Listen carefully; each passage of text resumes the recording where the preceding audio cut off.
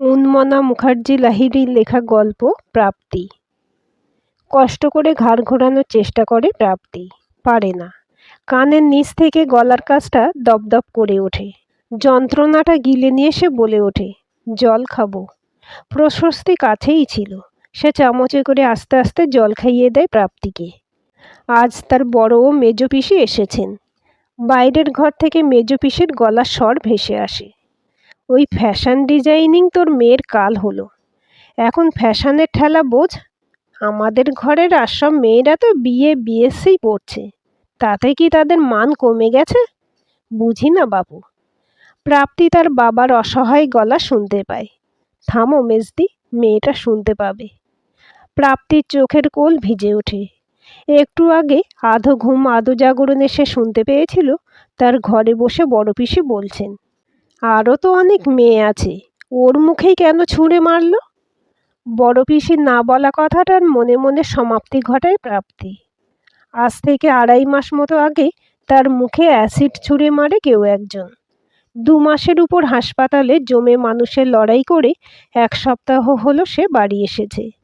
আর তারপর থেকে ঝেঁটিয়ে আসছে পাড়া প্রতিবেশী, আত্মীয় স্বজন, বন্ধুবান্ধব, তাকে একবার চাক্ষুষ করার জন্য। এমন চাঁদপানা মুখের এই দশা, খেদোক্তি শোনা যাচ্ছে দর্শনার্থীদের কণ্ঠে। কেউ আবার ভিতরের গল্প শুনতে চায়, জানতে চায় ছেলেটা কে, কতদিনের প্রেম, বাবা মায়ের নাজেহাল অবস্থা।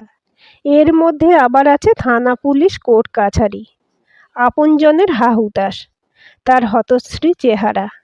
প্লাস্টিক সার্জারির মতো ব্যয়সাপেক্ষ চিকিৎসা তারা করাতে পারবে কি না, এসব আর বেশি ভাবায় না প্রাপ্তিকে। এই মাসে তার বয়স যেন বেড়ে গেছে 10 বছর। কাছের মানুষ অচেনা হয়ে গেছে, আবার অনাত্মীয় কেউ বন্ধুর মতো পাশে থেকেছে তাদের পরিবারের। তবুও উত্তীয়র এভাবে সরে যাওয়াটা তার ধ্বস্ত মনটাকে কেটে ফালা ফালা করে দেয়। সল্টলেকের এনআইএফডিতে ফ্যাশন ডিজাইনিংয়ে প্রথম বর্ষের ছাত্রী প্রাপ্তি। বাবা সিইএসের কর্মী, মা গৃহবধূ। বোন প্রশস্তি ক্লাস 10-এর ফাইনাল পরীক্ষা দিয়েছে। সামনে প্রাপ্তিরও পরীক্ষা ছিল। বন্ধুরা সবাই পরীক্ষা দিল, সে তখন হাসপাতালে। উত্তীয় তাদের ইনস্টিটিউশনেরই প্রাক্তনী। একটা ফ্যাশন শোতে আলাপ তাদের। তারপর শুরু হয় একটা ভালো লাগার, একটা ভালোবাসার সম্পর্ক। যদিও মুখ ফুটে ভালোবাসি তোমায় বলা হয়নি দুজনের কারোরই। ওই অভিশপ্ত দিনটির পর হাসপাতালে একবার মাত্র এসেছিল উত্তীয়। তার দ্রুত আরোগ্য কামনা করেছিল। হয়তো তার বিকৃত মুখখানা দেখে মনে মনে শিউরে উঠেছিল। বাড়ি এসে তার ফোনে একটা পুরনো মেসেজ দেখতে পায় প্রাপ্তি। মুম্বাই চলে যাচ্ছে উত্তীয়। আর এখন তো উত্তীয়র মুঠোফোন হয় সর্বদা বন্ধ, নয় পরিষেবা সীমার বাইরে। বারংবার বার্তা পাঠিয়েও কোনো উত্তর পায়নি প্রাপ্তি। হাসপাতালে তার কাছে ফোন ছিল না। কেমন জীবন মৃতের মতো সেই দুর্বিষহ সময়টা পার হয়েছে সে। উত্তীয় নির্লিপ্ততা ও মুম্বাই চলে যাওয়ার যন্ত্রণাটা তার কাছে সালফিউরিক অ্যাসিডের দগ্ধ হওয়ার চেয়েও ছিল বেদনাবহ। ধীরে ধীরে সেরে উঠছে প্রাপ্তি, কঠোর বাস্তবটাকে সইয়ে নিচ্ছে। মুখে গলায় 2-1টা সার্জারি হয়েছে। ঈশ্বরের অসীম কৃপায় তার চোখ দুটো অক্ষত আছে। সবচেয়ে বেশি পুড়েছিল তার ডান কান ও গলার ডান দিক। সম্পূর্ণ বিস্তৃত হতে চাইলেও বারে বারে তার মনের জানালায় উঁকি দিয়ে যায় সেদিনের সন্ধেটা। সন্ধে ঠিক বলা যায় না, ঘড়িতে 8টা 8:30 বাজবে। ক্লাসেরই জরুরি প্রয়োজনে সে বন্ধুদের মেসে গিয়েছিল। ফেরার পথে রাস্তাটা যেন অন্য দিনের থেকে শুনশান মনে হয়েছিল তার। মেট্রো স্টেশন থেকে একটু দূরে তাদের বাড়ি। স্ট্যান্ডে রিক্সা দেখতে না পেয়ে সে হেঁটেই বাড়ি ফিরছিল, চোখ মোবাইলে নিমগ্ন। এরকম আগেও কতবার বাড়ি এসেছে। ঘোষালদের আমবাগান পেরিয়ে যেই টার্ন নিয়েছে, কি যেন একটা তার ডান দিক ঘেঁষে ধেয়ে এলো। প্রতিবর্ত প্রেরণায় সে বাঁদিকে মুখ ফিরিয়ে নেয়। তৎক্ষণাৎ তার মুখের ডান দিকে এসে লাগে জ্বালা ধরানো জলীয় অনুভূতি। হৃৎপিণ্ডটা ধরে যেন সবলে দুদিকে টান দিচ্ছে কেউ। আগুনের আঁচে ছেয়ে যাচ্ছে গোটা মুখ। কাটা পাঁঠার মতো ছটফট করতে থাকে প্রাপ্তি। আর কিছু মনে নেই। বছর 19-এর মেয়েটির আকাশজোড়া স্বপ্ন নিমেষে ধূলিসাৎ হয়ে গিয়েছিল। শারীরিক যন্ত্রণাকে ছাপিয়ে সে ট্রমার মধ্যে চলে যায়। তারপর দুঃস্বপ্নে প্রাথমিক পর্যায়টা পেরিয়ে গেলে বাড়ির লোকজন, পুলিশ অফিসার, এমনকি হাসপাতালের স্টাফদের অনেকেই তাকে জিজ্ঞাসা করেছে, ছেলেটা কে, কী নাম? এই প্রশ্ন তো সে নিজেও নিজেকে করে চলেছে প্রতিনিয়ত। না, সেদিন সে কাউকে খেয়াল করেনি। একটা হাত সাঁ করে চলে আসছে তার দিকে, আর একটা আবছা পুরুষালী অবয়ব। মনের মধ্যে ঘোরাফেরা করছে একজনেরই নাম, রাকেশ। অটো স্ট্যান্ডের ওদিকে পৈতৃক মুদি দোকানে বসে। এখন অবশ্য তা কাঁচে ঘেরা এসি গ্রোসারি স্টোরসে উন্নীত হয়েছে। বড্ড বিরক্ত করত তাকে রাকেশ। মোবাইল নম্বরটাও যেন কিভাবে জোগাড় করেছিল। প্রায়ই তার সাথে ঘুরতে যেতে, সিনেমা যেতে বলতো। মোটেও পাত্তা দেয়নি প্রাপ্তি। ছোটোখাটো বিষয় ভেবে এড়িয়ে গেছে। প্রাপ্তি তখন উত্তীয়তে বুঁদ। একদিন মনে হয় চায়ের দোকানের কাছে বাইক দাঁড় করিয়ে রাকেশ বলেছিল, আমার প্রস্তাব নাকচ করে তুমি খুব বড় ভুল করলে। একদিন তোমায় পস্তাতে হবে। তবে সে তো 6 মাস আগের কথা। ইদানিং আর রাকেশকে রাস্তাঘাটে দেখেনি প্রাপ্তি। বড় বিচিত্র মানুষের মন, বড় বিকৃত। পুলিশকে রাকেশের নামটাই বলেছিল দিশাহীন প্রাপ্তি। বছরখানেক অতিক্রান্ত। কলেজ থেকে ফিরছে প্রাপ্তি। মোবাইল স্ক্রিনে জ্বলজ্বল করছে মোহনার নাম। মোহনাকে সে তার বাড়ির ঠিকানা মেসেজ করে দেয়। মোহনা তারই মতো অ্যাসিড আক্রান্ত, বাড়ি ফলতা। মনের জোর বাড়াতে হবে মোহনার। ফুরফুরে মেজাজে বাড়ি ঢোকে প্রাপ্তি। এই মনের জোরটুকু প্রাপ্তির বহু কষ্টার্জিত। হাসপাতাল থেকে বাড়ি ফেরার পরে প্রথমে খুবই ভেঙে পড়েছিল প্রাপ্তি। ঘরের আয়না পর্যন্ত ওড়না দিয়ে ঢেকে রেখেছিল। প্রায় 1 বছর পর সে অনেকটা সুস্থ হয়ে ওঠে। সলিড খাবার খেতে শুরু করে। তবে ডান কানের শ্রবণ শক্তি খুব ক্ষীণ হয়ে গেছে। মুখের ডান পাশটা দগদে গেলেও চুল দিয়ে ঢেকে রাখলে খুব একটা বোঝা যায় না।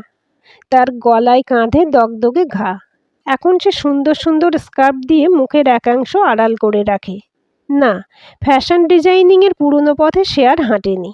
সাজগোজ, ফ্যাশনের জগৎ থেকে বহু দূরে চলে গেছে তার মন। একটা সময় সে তীব্র অবসাদের কবলে পড়ে যাচ্ছিল যখন শুনল রাকেশ জামিন পেয়ে গেছে। রাকেশের বন্ধু ও দোকানের কর্মচারীরা সাক্ষ্য দিয়েছিল রাকেশ সেদিন সারা সন্ধে দোকানেই ছিল। শুধু পানগুমটির হরি সিং এজাহার দিয়েছিল রাকেশ তার দোকানের পাশ দিয়ে কোথাও যাচ্ছিল সে সময়। প্রাপ্তি নিজেই মজবুত সাক্ষ্য দিতে অক্ষম হয়েছে, তো অন্যকে কি বলবে? এত নড়বড়ে সাক্ষ্য প্রমাণের দরুন শ্রীঘরে বেশি দিন থাকতে হয়নি রাকেশকে।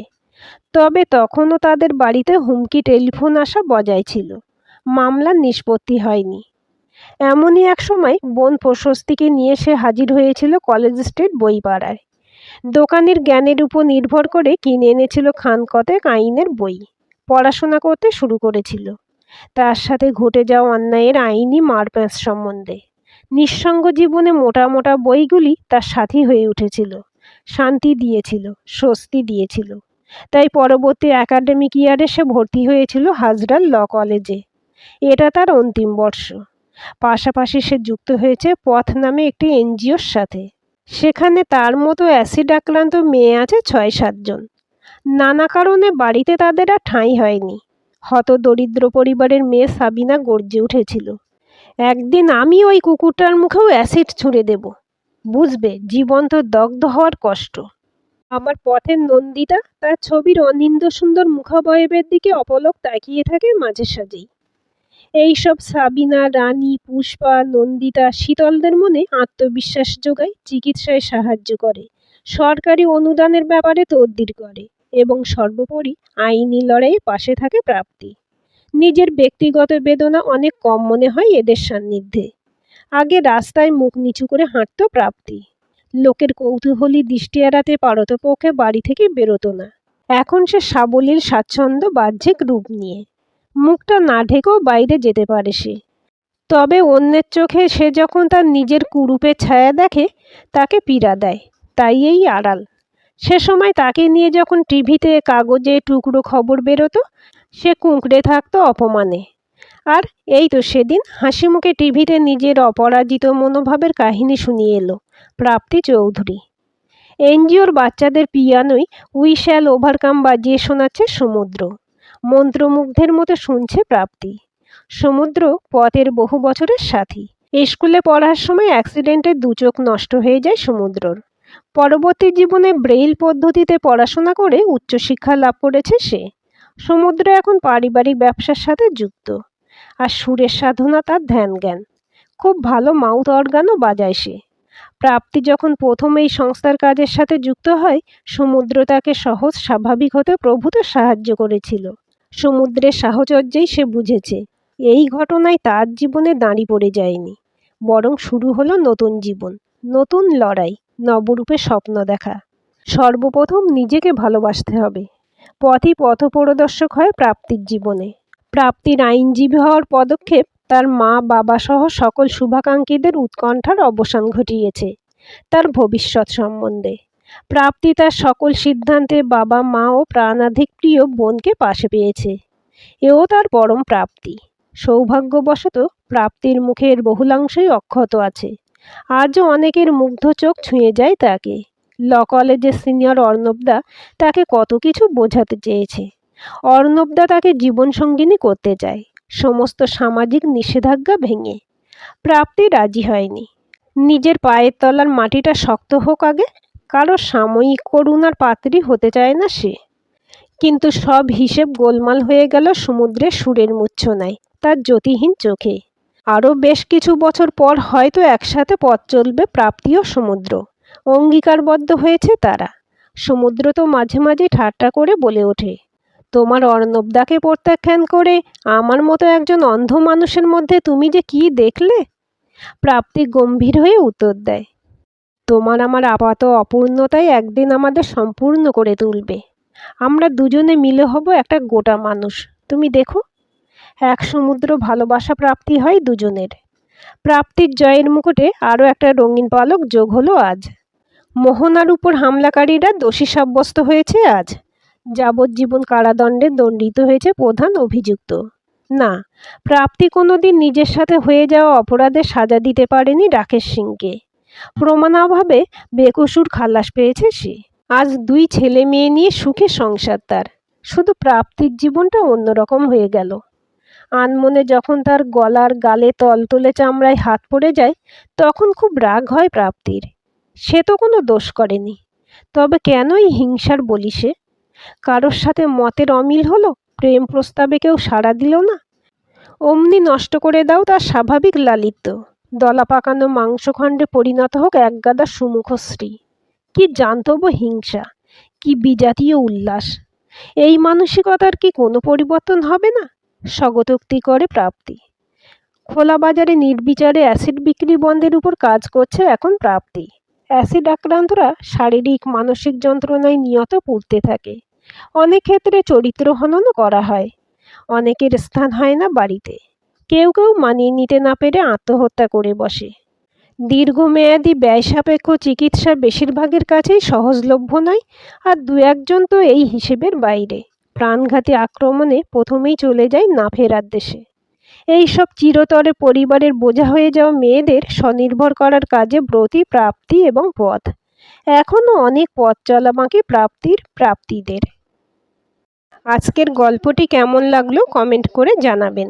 ভালো লাগলে লাইক, হাইপ, শেয়ার করবেন। আর চ্যানেলটি সাবস্ক্রাইব করে বেল আইকনটি ক্লিক করে রাখতে ভুলবেন না।